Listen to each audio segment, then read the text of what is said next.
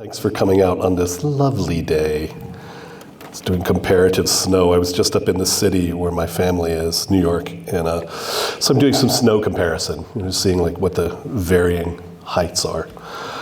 So if you haven't done it yet, just walking around this building, there's some fabulous art on the walls. So if you didn't do it yet, go take a look. There's some really great stuff with mostly student art, I gather, but really some great stuff. Absolutely worth your time. So lots of stuff to talk about. Normally, when you do a talk like this, you have to kind of do some. I'm going to move the mouse here so I can gain access to it. You want to, add some value, right? You want to kind of do something interesting for folks. And the Declaration, which we're going to talk about, is a perennial topic in American history, early American history. You wouldn't think there's a lot to say about it that hasn't been said, but people always find new angles. And as I was thinking about what I was going to talk about, putting this talk together, since the Declaration is not really a research area for me, although it's part of the world I study. I'm, as most of you know, or some of you know, I'm a material culture guy. I like objects and things, and naturally I will wend my way toward objects, because you can't have me talk about things without objects figuring in some way. But I tried to think about a pathway that would be interesting to talk about. I teach the Declaration pretty regularly in survey classes with students. And, there are a lot of different ways to talk about it. I'm going to walk you through later one of the things I like to do with it, an assignment I do with them, but I've sort of done it so we could talk about it. And I noticed as I was putting my slides together, there are a lot of them, so you have to bear with me. We're gonna make it though. We'll be okay. And I was thinking back when I gave the talk about the Leedstown resolves that I ask you to read a lot on my slides. I'm noticing this is a text-heavy talk, so as I was going through, it was like there's a lot of reading in this, a lot of screens with words on them. So we'll work our way through that also. But the Declaration warrants it. So the Declaration has sat at the center of American consciousness for a long time, and although other countries sort of think of themselves as going through different phases. So France, for example, has a series of republics, Second Republic, Third Republic, and so on. The United States has gone through several republics too. We just don't talk about it that way. We've gone through, different people could count it differently, but at least 7 different republics if you think it through. The first being a sort of the Articles of Confederation Republic. Then you have the Constitutional Republic, founded with the signing of the ratifying of the Constitution. Then there's a radical change in Jackson's era when you get universal male suffrage, white male suffrage, which if you change the electorate, you change the republic. So you get a different conception of republic then. Then with the Civil War, you get the idea of federal supremacy. Then you have another republic that sort of comes into being. That one holds pretty much intact until 1919, when you get female suffrage, right? Women are now able to vote, which changes the republic once again. Then you have the New Deal, which represents the creation of a modern governance for a modern state. You can't get an interstate highway system, for example, with the kind of government that Jefferson envisioned, right? That wouldn't work. And then then you get to civil rights when we create a multiracial democracy. So we've been through several different republics without sort of naming them that way. But all the while, this central document, the Declaration, sort of serves as our center. And that's in many ways because we are, stuff you know already, but it's worth highlighting, that this is essentially a creedal nation, right? What makes you American is the belief in these principles. That's sort of what it is, as opposed to, to borrow a phrase from, European fascism, like a blood and soil country, right? That's not really where it resides. It's creedal. It's what you believe. It's how you participate that matters and that makes you part of this. And the framers were that way themselves, right? We don't have to look very far to see this. The framers themselves were creedal because they made the choice to be part of the creation of the republic. Many of them, people who were their contemporaries, who shared the same backgrounds and were neighbors and sometimes family members, didn't choose that and instead left, went to England, went to Canada, or afterwards adopted themselves to the change. So the nation was creedal from the very beginning. It was what you believed and how you participated in this system, what you saw in this system and how you became part of it. So in talking about the Declaration today, I want to do a different path. And as I was thinking about what I wanted to talk about, I put these 2 books up. I lean very heavily on them. They're both excellent books if you want to read a little more about some of the stuff I'm talking about today. Both of these books will help you. But there are many paths into talking about independence. There are some of the stock ones, but what I wanted to do was find a different path and give you a different way in. And also, like, tell you something you might not have heard about before, while also trying to find some Northern Neck resonances, like trying to connect it to some of the people who are part of the story here. And I found a story that I think, so I pulled together with a bunch of different sources and images, which I was lucky to find, something you might not have thought about so much. It's kind of a different way to talk about it. So let's see, how am I going to be able to, is it going to work okay? Let's see, there we go. Fine. So the Declaration. We're going to look at it later in a slightly different form. It's written as a block. It goes, Alan writes about this and all the different ways it was edited. I want to look a little bit at the editing shortly. But each printing of it brought changes. So there are multiple people participating. The printer decides what to highlight, what to capitalize, what words to make bold. So each new printing in the first decades of the Republic changes what we understand the Declaration to be and pushes slightly different meanings, emphasizing words that that might not have been emphasized in the handwriting. So there are multiple versions of the Declaration that float around. The canonical one is this one, but remember, it changes. And we're going to look at the second part of it, the part that we pay somewhat less attention to in a little while. But it's always good to highlight how, when it was written, it's written in block form. We're going to see it slightly differently. So let's take a little trip. Consider poor Henry Moffat. Not a well-known figure in the American Revolution. It's spelled M-W-A-T, sometimes A-T-T, but apparently it's pronounced Moffat. Not a prominent figure, but he's in the Declaration of Independence. You don't know it, but he's in the Declaration. And so here's this guy. He's about 30 years old. I put up two pictures. This is a contemporary picture of him, unsighted. I don't know where it came from or who did it.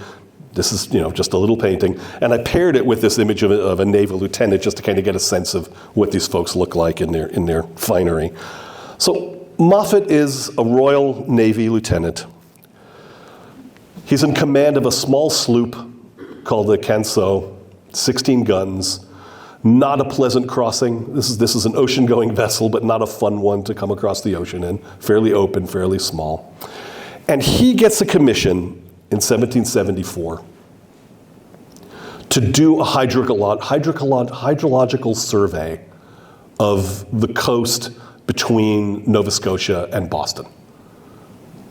The way you do this is you sail along and you have a rope, and the rope has a weight on the end of it, and it's marked. And you're measuring depths. So you go a distance and you measure a depth and you record it. And you go another distance and you measure a depth and you record it. And you end up with a map that looks like this. This is actually the area that he was working in. This is from a map a little bit later, but it's entirely possible, probably likely, that some of Moffat's information went into creating this map.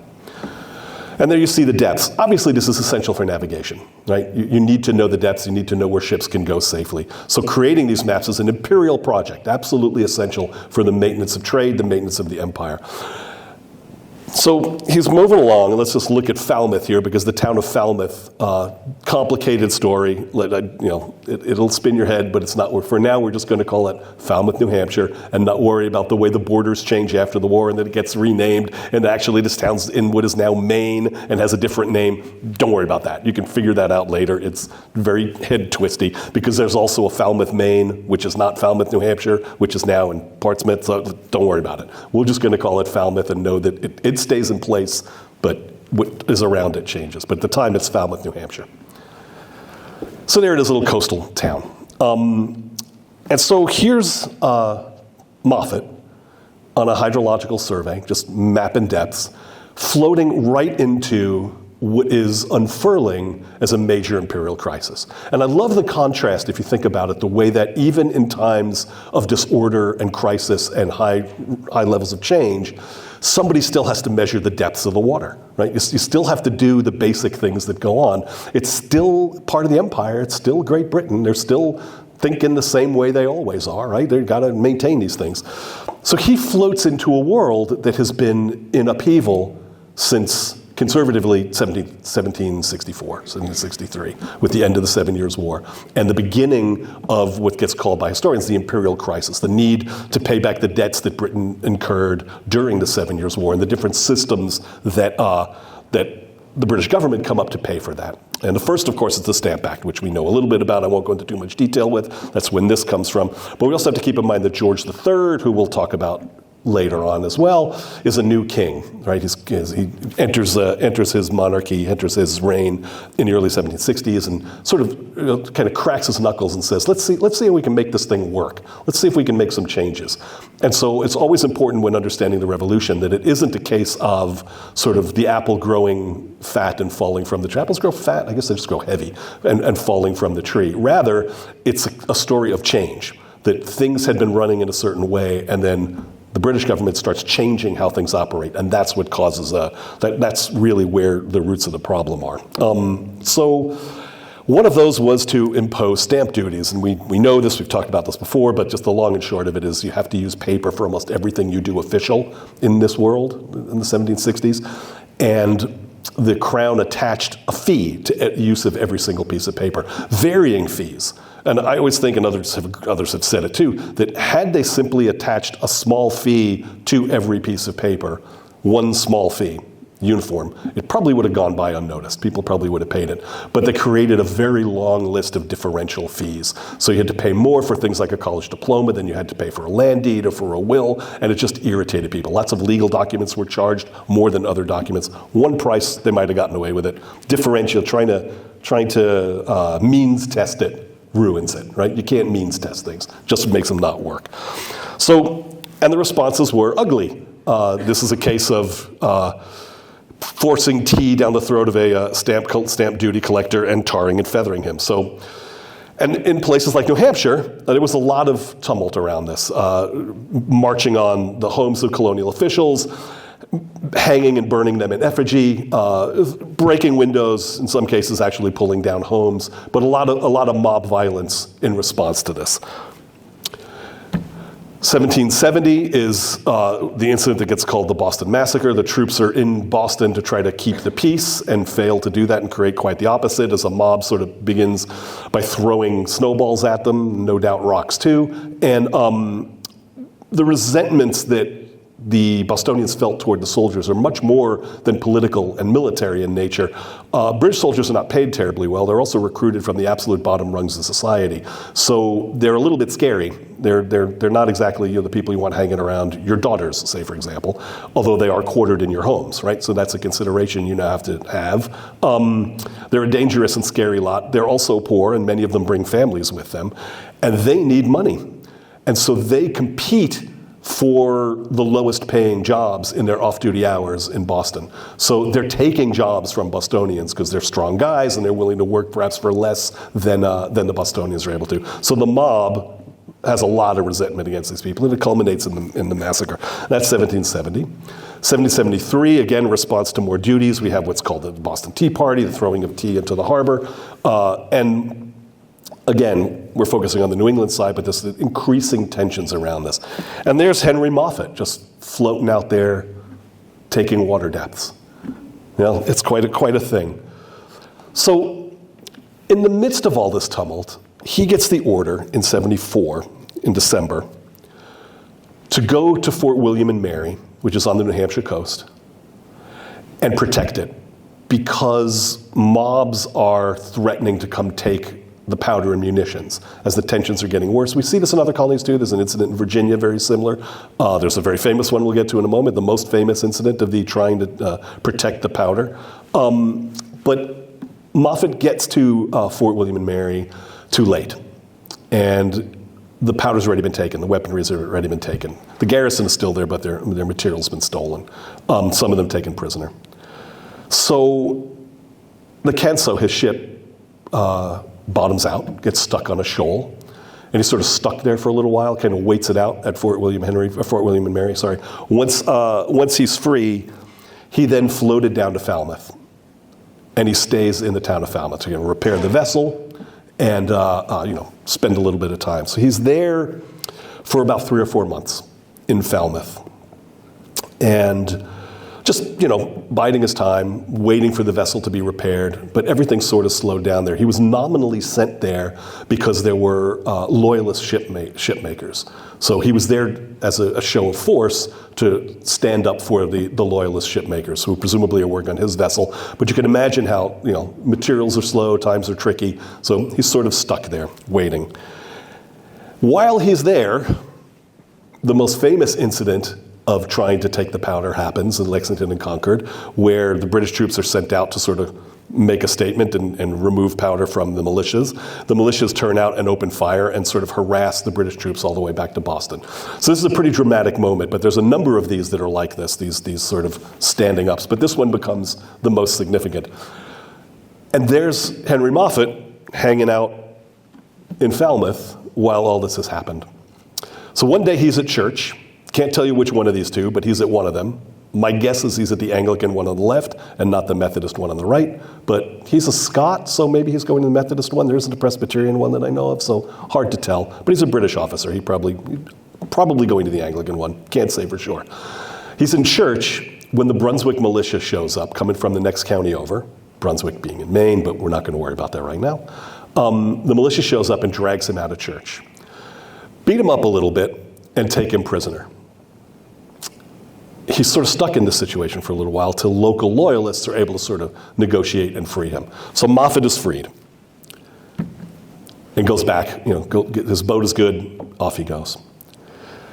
Meanwhile, while this is happening, in Boston, in response to the chaos that had happened at Lexington and Concord, Washington's Continental Army has now been called into existence, and Washington has gone up to Boston and sort of having a low-level siege of the town. So the British are there, the fleet is there, army's there.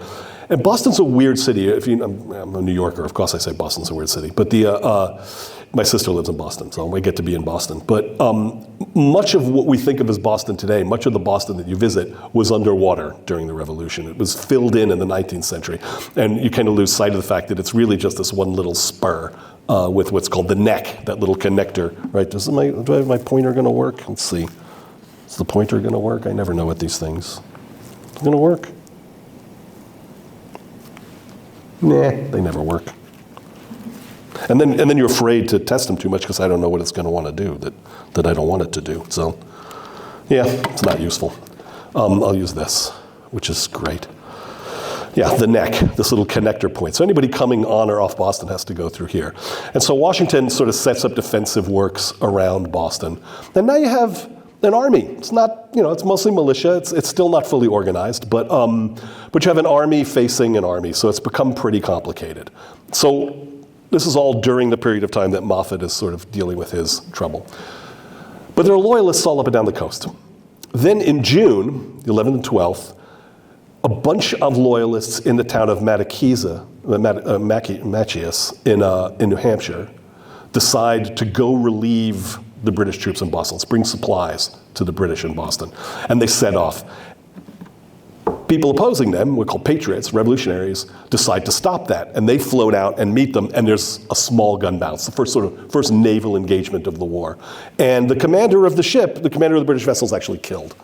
So now we have a little bit of conflict at sea. We have this sort of rising conflict at land. At this point, Sir John Wentworth, New Hampshire-born governor of New Hampshire, decides it's time to leave. So he starts to prepare to say this isn't going to work anymore. We're in a really dangerous, chaotic time. A mob shows up at his house on the 13th after the Machias incident at his house, threatening him, ready to sort of tear the house down. They wheel a cannon up to the front door. And they're a mob, and they're going to blow the door open, and that's it for Wentworth. He leaves. He gets on a ship I think called the Scarborough, and he makes his way to Fort William and Mary. Gets on a ship I think it's called the Scarborough. Goes to Boston, stays in Boston for a little while, and then he goes to Halifax, where he spends the rest of his career. Becomes a colonial official in Halifax and spends the rest of his career there.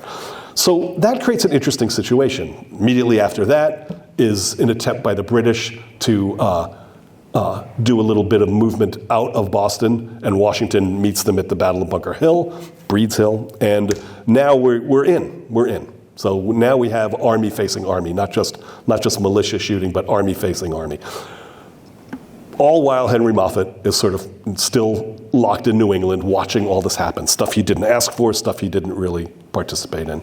In response to this, I looked around to find as insulting a caricature of the king as I could find, because I've got another picture of him later. But remember, it takes 2 months or more for news to come back and forth. So there are these odd gaps in time when you do the timeline of this. Something will happen, and then 2 months later there'll be a response, and then there'll be a response, and 2 months later there'll be another. So in response to what's happening, the king sends out this order.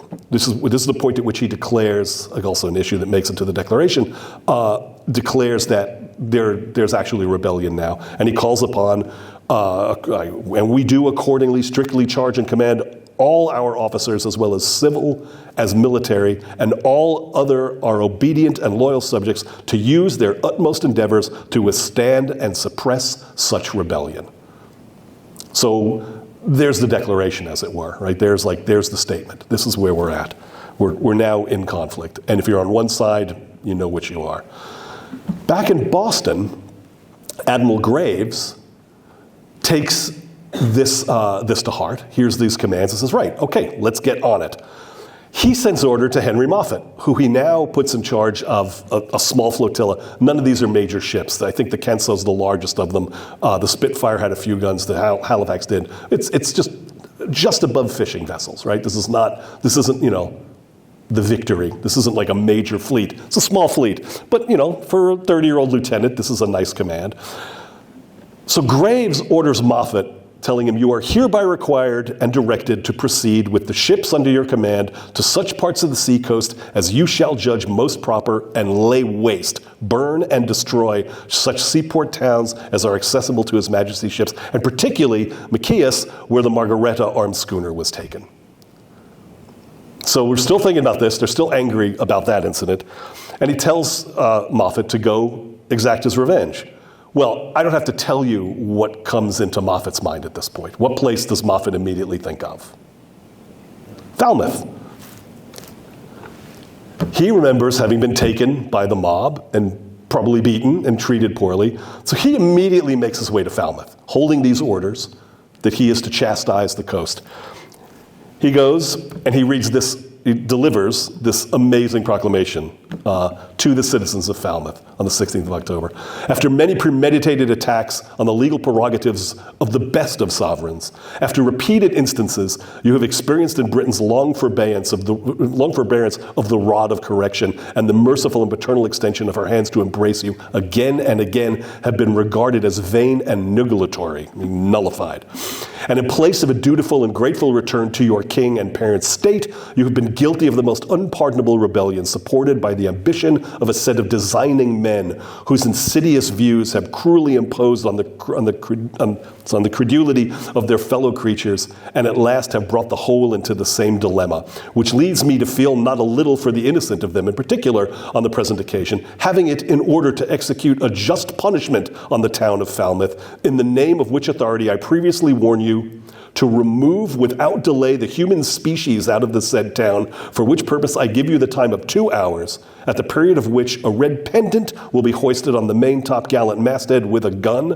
But should your imprudence lead you to show the least resistance, you will in that case free me of that humanity, so strongly pointed out in my orders, as well as my own inclination. I observe that all those who did upon a former occasion fly to the king's ship under the command for protection, that the same door is now open and ready to receive them. The officer who will deliver this letter I expect to return unmolested. That's a masterpiece.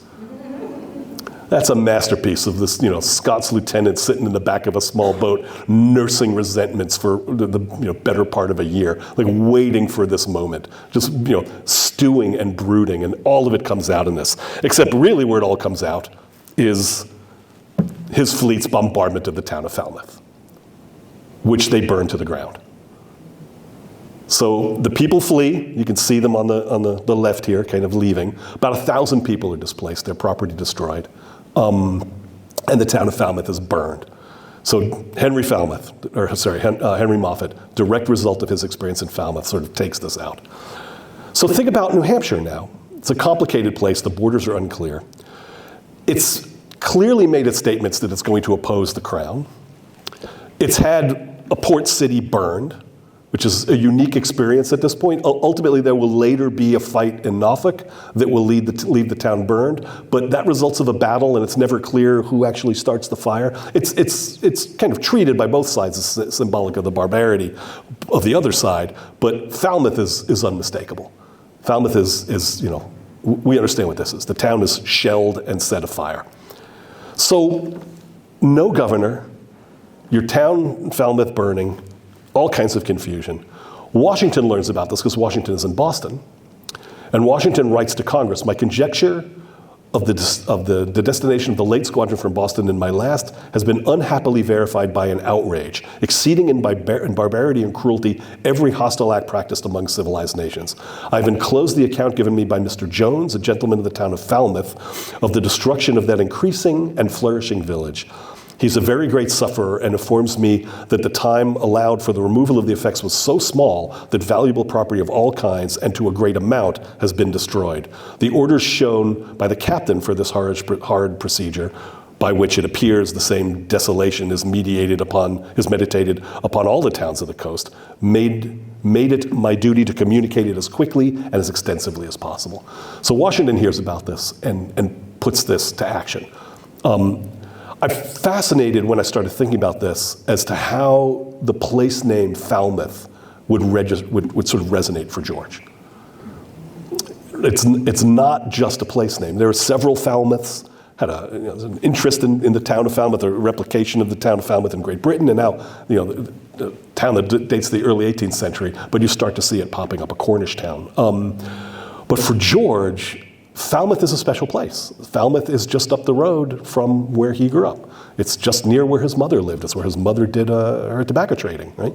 So the idea that just the sentence of someone burning Falmouth, that's a different sentence for George than it might be for other people. So that's not to say that that's the only reason that he has an interest in this, but I think that's significant in thinking about what he is hearing in this, the echoes and the images he gets in his mind of a place that he for sure had never seen, right? He's never been to Falmouth, New Hampshire. He hadn't seen this place at all, but he knows the name and the name resonates. So he writes this, and it goes particularly to his friend Richard Henry Lee. Adams and Lee had both been advocates for independence for a long time. So there are different factions, right? There are people who still want conciliation with some kind of some reconciliation, but there are also people who are pushing for independence. Lee hears about this, Adams and Lee, and they are both on what's called the New Hampshire Committee.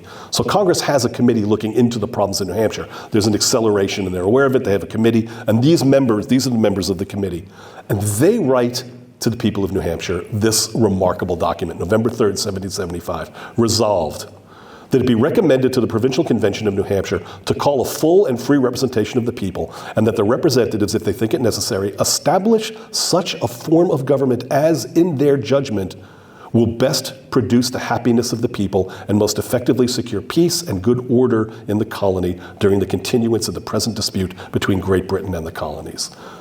That is remarkable. That's an absolutely remarkable moment.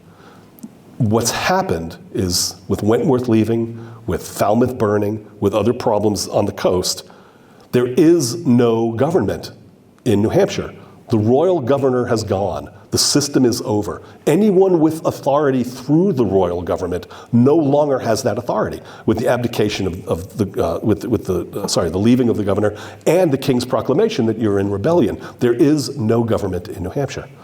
So the New Hampshire Committee in Congress is telling the people of New Hampshire to establish their own government. You see what that is? It's independence. And they argue that it's been forced on them. They're not saying we're sick of it and we're overthrowing this. What they're saying is this has been forced on us by the crown. We've been abandoned and have no choice at this point but to establish our own governments. And New Hampshire's the first. New Hampshire is the one that leads the way and says we will form a government. Other states start in the response, sort of before something can happen, start declaring their own independence. But New Hampshire is terribly important, and poor Henry Moffat sits at the center of this. Nobody would know that he's sort of an accidental founder, right? But here's this guy who, through his own situation, ends up leading to this very dramatic moment. So, unsurprisingly, Adams ends up on the committee to write the declaration, and it's Lee that forwards the big bill to go ahead and call independence. So the independence people get their say. Then we have the committee. This is stuff that's more familiar. I want to spend a couple minutes with the declaration itself because we sort of have to, right? But this is the more familiar stuff. The Moffat stuff's a little vaguer, but we're going to return. So we have the drafters. In practice, all these people had multiple committee assignments. So they're all pretty busy. They have a lot of different things going on. And they sort of turn to Jefferson as the youngest and the least least busy, the guy with because he's new, he's got fewer committee appointments than the others do, so he's got the time. Also, Jefferson comes from Virginia, which is the largest and wealthiest of the mainland colonies, so he carries a certain prestige simply by being a Virginian. So they turn to Jefferson to do the first draft. And I want to look at some of the editing process because it's really quite fascinating. This is a paragraph from Jefferson's first part. At this very time, too, they're permitting their chief magistrate to send over not only soldiers of our common blood, but Scotch and foreign mercenaries to invade and deluge us in blood. These facts have given the last stab to agonizing affection, and manly spirit bids us to renounce forever these unfeeling brethren. We must endeavor to forget our former love for them. We must henceforth endeavor to hold them as we hold the rest of mankind, enemies in war, in peace, friends. We might have been a free and great people together, but a communication of grandeur and of freedom is below their dignity. Be it so, since they will have it, the road to glory and happiness is open to us too. We will climb it in a separately state and acquiesce in the necessity which pronounces our everlasting adieu. That's Jefferson. That's his draft. Franklin gets a hold of it and gets rid of the deluge us in blood. Franklin changes it to and destroy us. Well, it's plainer English. Adams gets a hold of it and works at the bottom. Adams gets rid of in a separately state and our everlasting adieu and replaces it with to climb apart from them and acquiesce in necessity which pronounces our eternal separation. Again, more economical, simpler language. So this is the draft that goes to Congress. Congress, of course, edits it, and they turn it into this. We must therefore acquiesce in the necessity which pronounces our eternal separation and hold them as we hold the rest of mankind enemies in war and peace, friends. So all that verbosity goes away. So you end up with a much more streamlined thing. Another famous example that some of you may know is Jefferson's attempt to shoehorn into the Declaration an argument that blames the crown itself for slavery. And he says he has waged cruel war against human nature itself, violating its most sacred rights of life and liberty in the persons of a distant people who never offended him, captivating and carrying them into slavery in another hemisphere, or to incur miserable death in their transportation thither. This piratical warfare, the opprobrium of infidel powers, is the warfare of the Christian king of Great Britain. Determined to keep open a market where men should be bought and sold, he has prostituted his negative for suppressing every legislative attempt to prohibit or to restrain this execrable commerce. And that this assemblage of horrors might want no fact of distinguishing to die, he is now exciting those very people to rise in arms among us and to purchase that liberty of which he has deprived them by murdering the people upon whom he has obtruded them, thus paying off former crimes committed against the liberties of one people with crimes which he urges them to commit against the lives of another. What he's talking about is Dunmore's proclamation.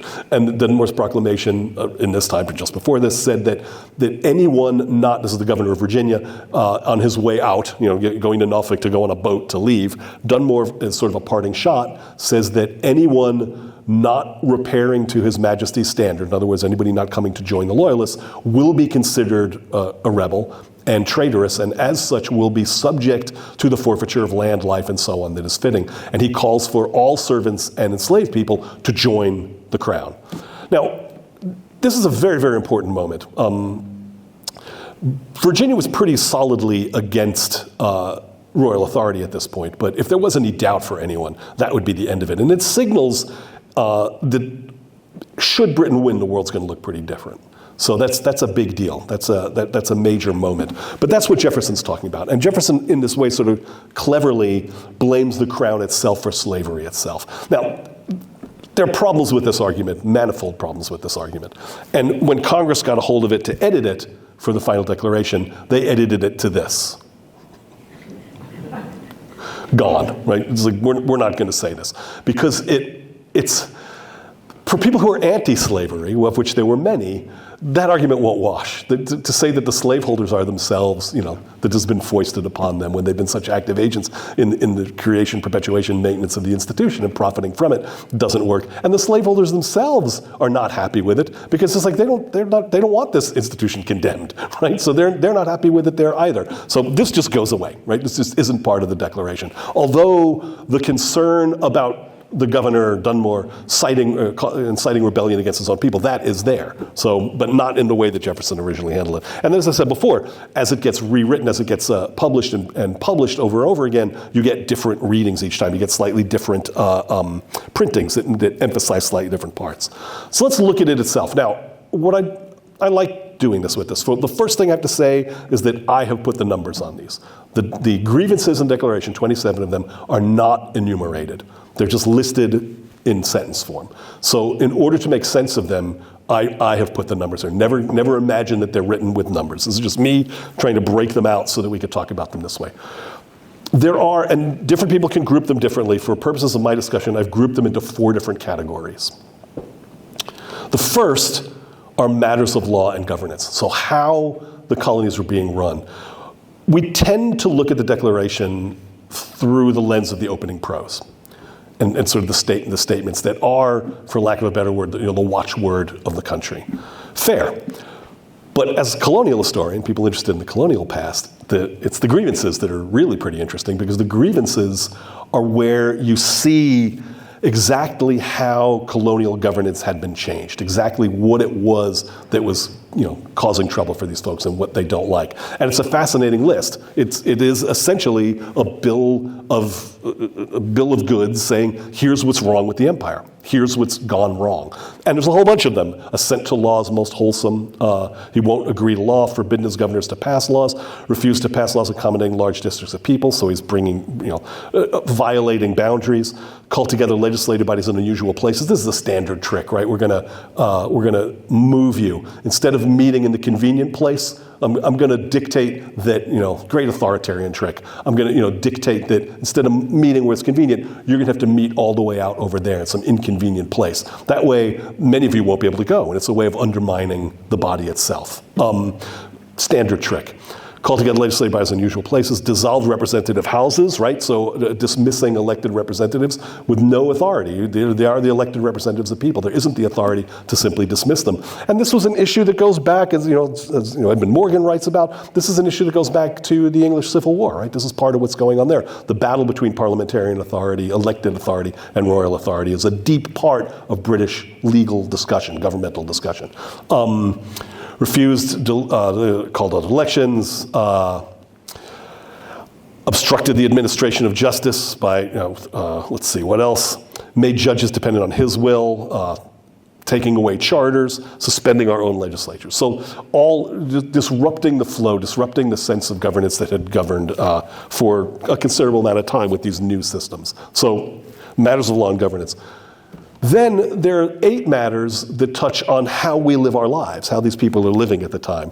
Endeavored to prevent the population of these states for that purpose, obstructing laws, naturalization of foreigners, refusing to pass encouraged migrations, raising the conditions of new appropriations of land. Anybody know what that is?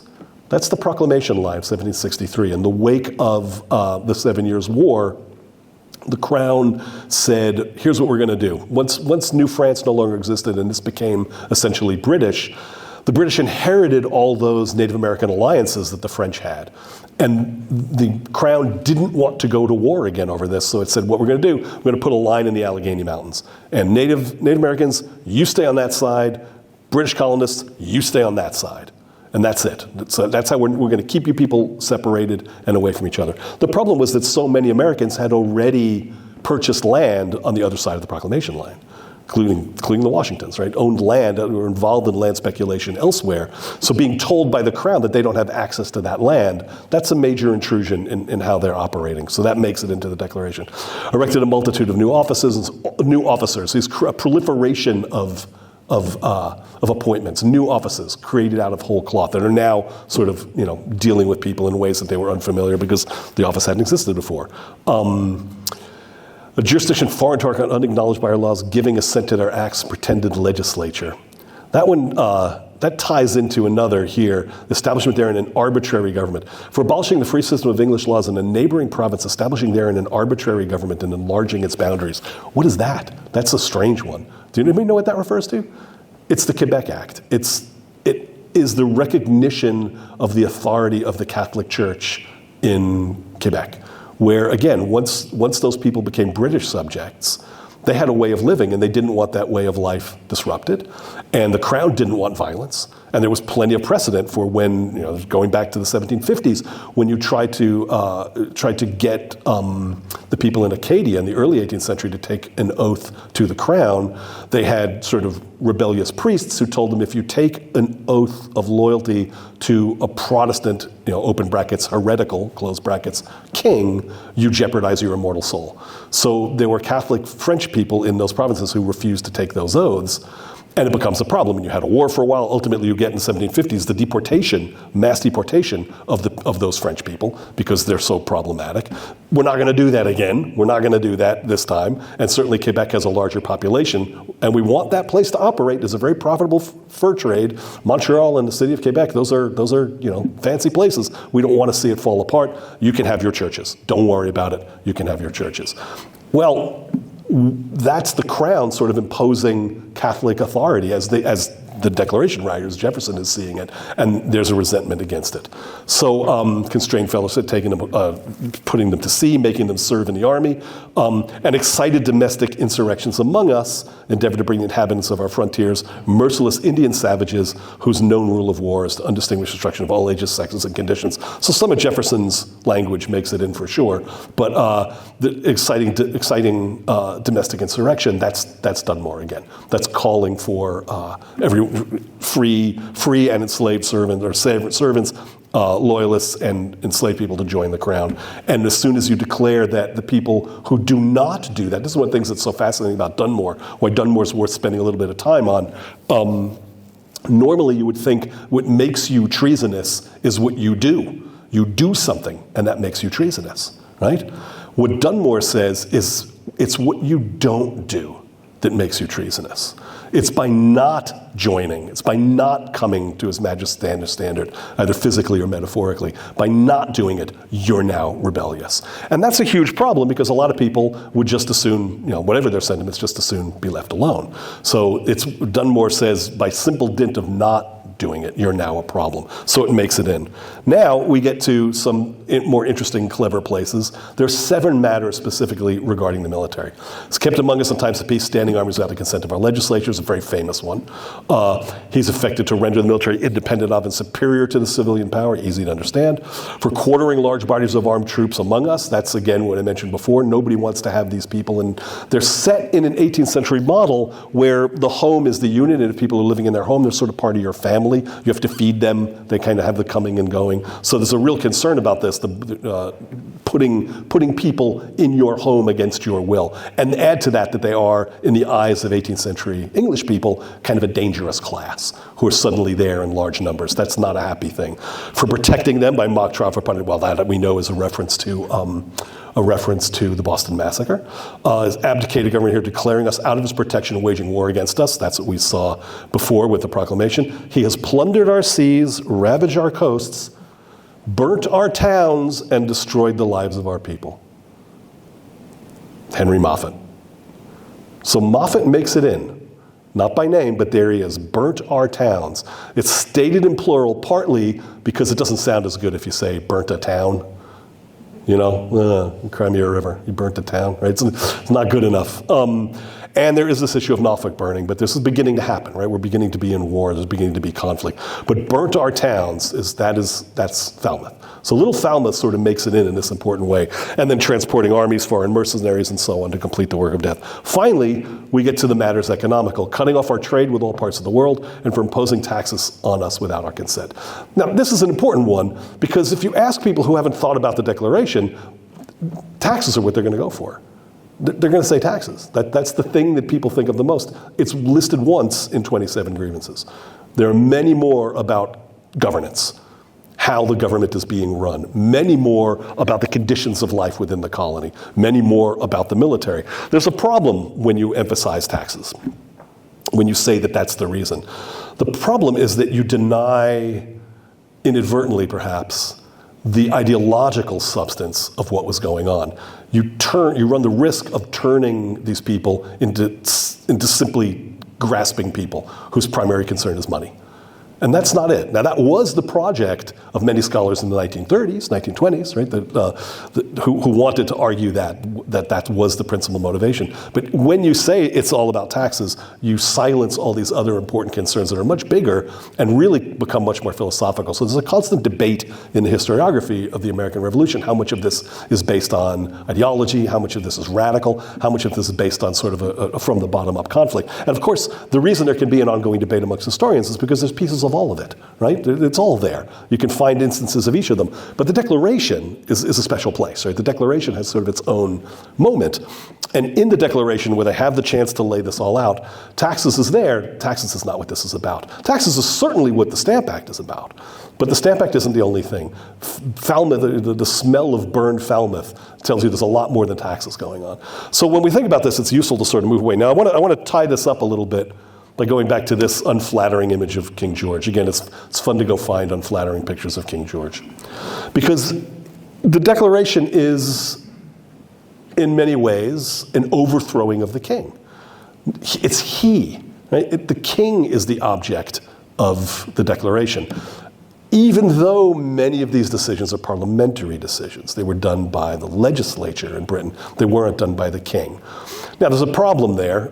Obviously, the people who are making those claims are themselves advocates of a parliamentary system of government, so it's easier to focus on the monarch. And the monarch is the symbol of state. So the whole point of having a symbol of state, an embodiment of state, is to use that embodiment as the point, right? So it's fine to say it, but they focus on the crown, and the crown in a certain way, the king in a certain way, is overthrown, in a manner of speaking, in the Declaration.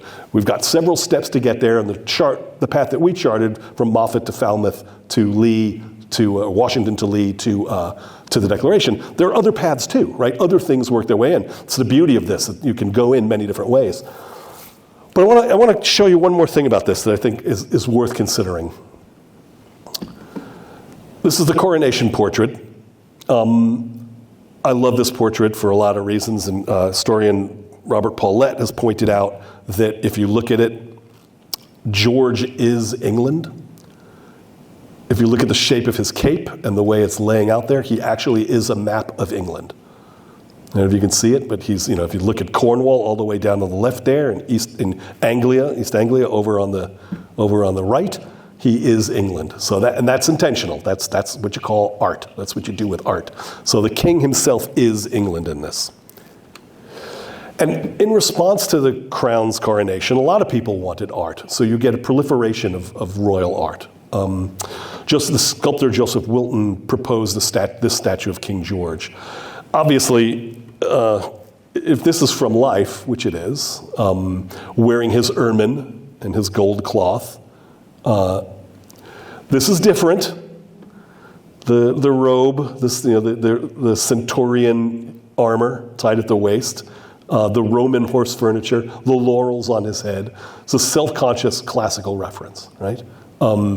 Casting George as essentially a Caesar of old. Doesn't come from nowhere. It's based on the statue of Marcus Aurelius, which is in Rome. There's a replica of it outside, but this is in a museum.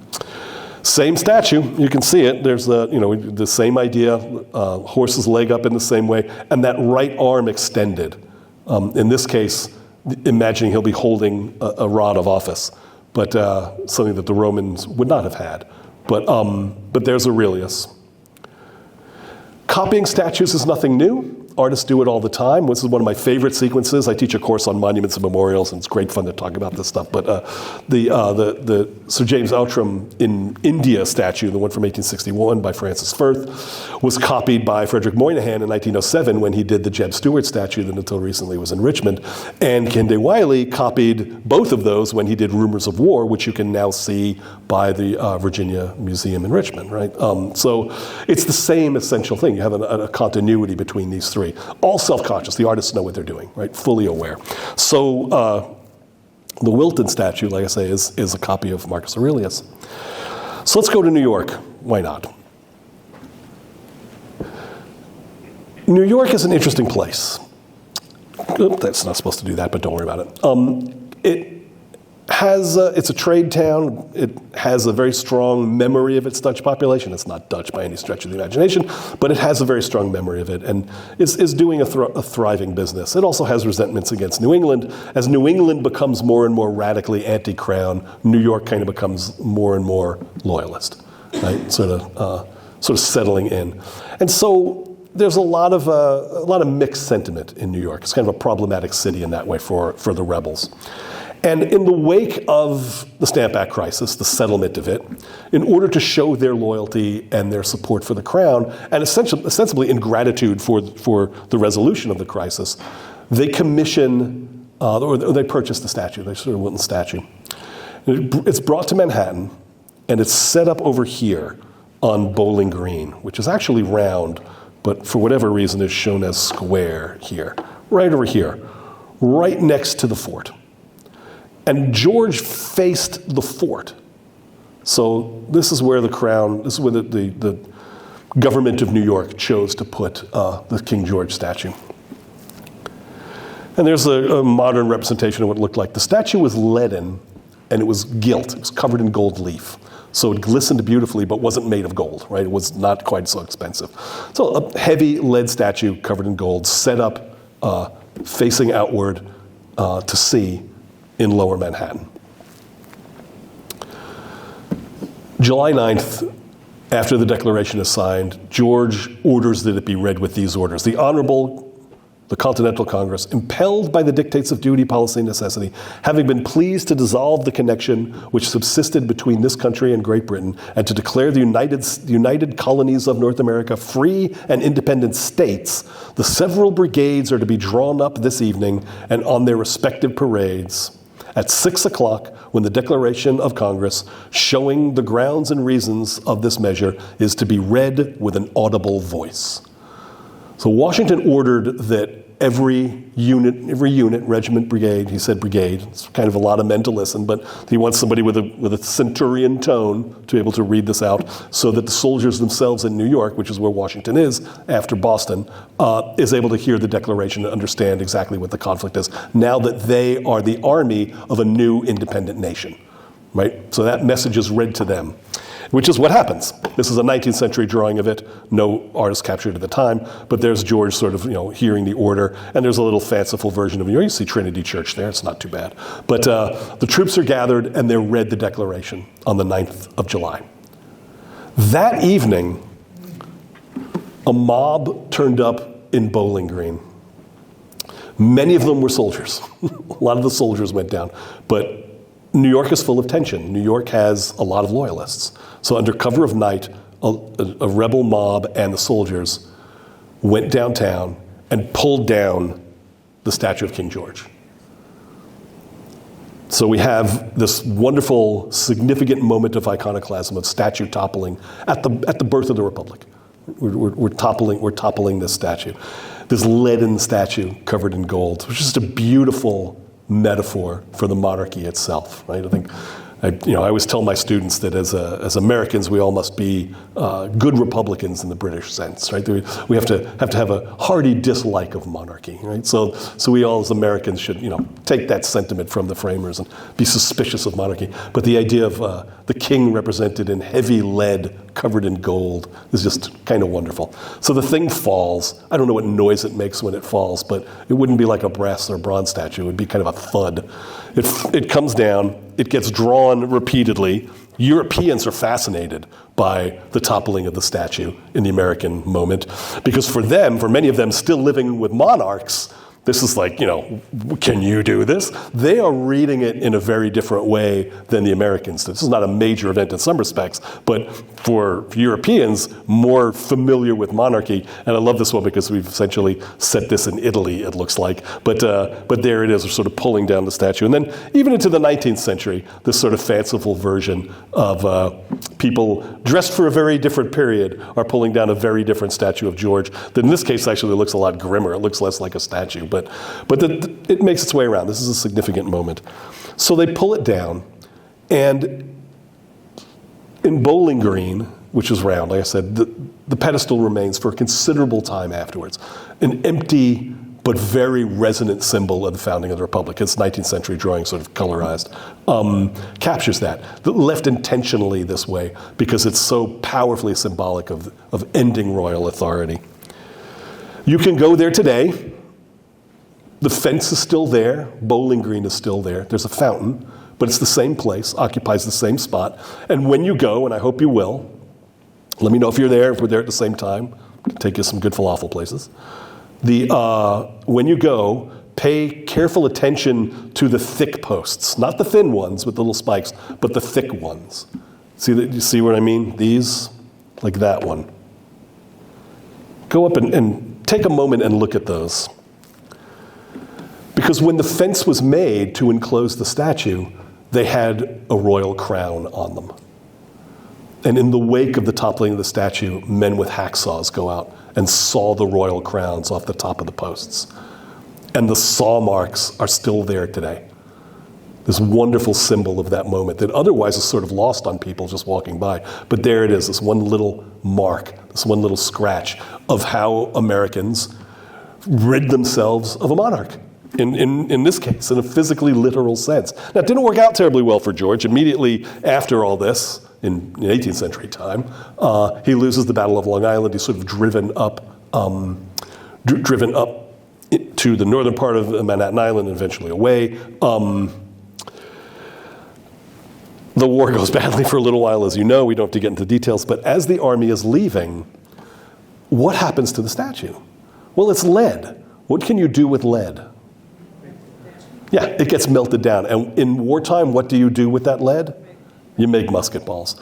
So the pieces are sort of ferried off to Litchfield, Connecticut, where they're melted down and turned into bullets for the Continental Army. No way of knowing whether the soldiers who were issued those musket balls knew what musket balls they had, but it's an amazing thought. But it's a conflict. We talk about the Civil War being brother against brother, and that's true in a sort of metaphorical way, but people from Louisiana did not have a lot of connection to people from Maine, right? But the Revolution was brother against brother in many cases. Communities were deeply divided over the conflict, and there's division all over the place. So as the parts of the king are being moved away, as the army's sort of leaving, as the parts are being whisked off, loyalists are stealing them. So some of the parts end up in the hands of rebels who are going to use them in another way. Other parts get stolen.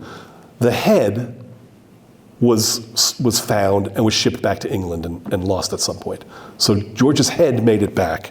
But most significantly, other parts of the statue were buried in Litchfield, Connecticut. And although local people knew where they were forgotten for a long time, but they were unearthed. And you can see them. I saw them at the New York Historical Society a few years ago.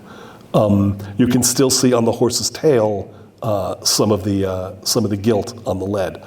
So bits and pieces survived of the monarch and of the monarchy, right? So Studio EIS, who do statue reconstructions, if you've been to the lovely library, Fred W. Smith Library at Mount Vernon, if you've been in the reading room and seen the busts that are around there, those were done by this studio. They were commissioned to remake the statue for the Museum of the American Revolution.